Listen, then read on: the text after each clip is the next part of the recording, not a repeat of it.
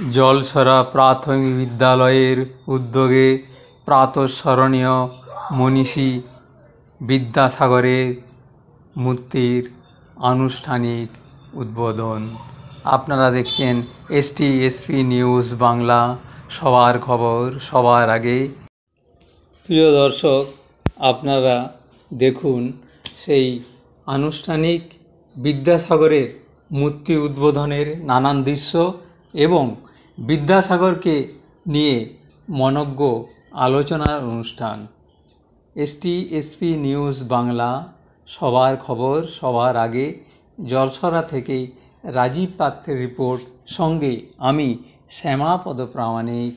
STSP news Bangla, সবার খবর সবার আগে। ঐতিহাসিক এবং পবিত্র মুহূর্তে আমরা জলছড়া প্রাথমিক বিদ্যালয়ের উদ্যোগে প্রাতঃস্মরণীয় মনীষী বিদ্যাসাগরের মূর্তি প্রতিষ্ঠার প্রতীক হয়েছে। আজকের এই অনুষ্ঠানে এই ছোটরা একটু আসবে, এরপরে খাওয়া আছে, একটুখানি আসবে। আজকের আনুষ্ঠানিক মঞ্চে মাননীয় সভাপতি, বিশেষ করে এই জলছড়া রামকৃষ্ণ বিদ্যালয়ের উচ্চ বিদ্যালয়ের ভারপ্রাপ্ত প্রধান শিক্ষক, তিনি শুধু দয়ার সাগর নন, তিনি মানবিকতার সাগর। তার সারা জীবনটা মানুষের জন্য নিবেদিত এবং যে কাজগুলি করেছেন আজকে এই 200 বছরের ব্যবধানে, তার কাজগুলি যে আর স্মরণ করার দরকার নেই আমরা ভাবতে পারছি না। আমরা সবাই জানি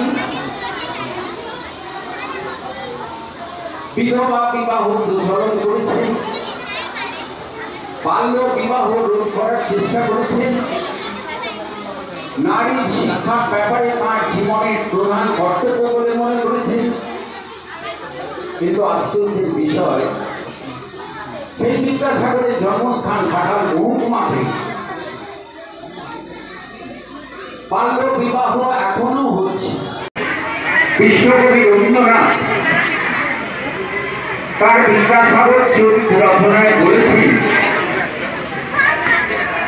বিদ্যাসাগর উচ্চবর্ণের হিন্দু ছিলেন না, তিনি ধনী কোন বাঙালি ছিলেন না, তিনি মানুষ ছিলেন। পরিস্থিতি নেই, কারণ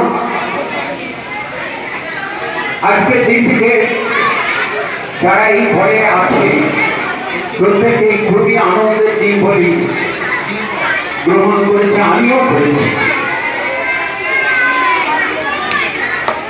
বিদ্যাসাগরের জন্মের 200 বছর পরেও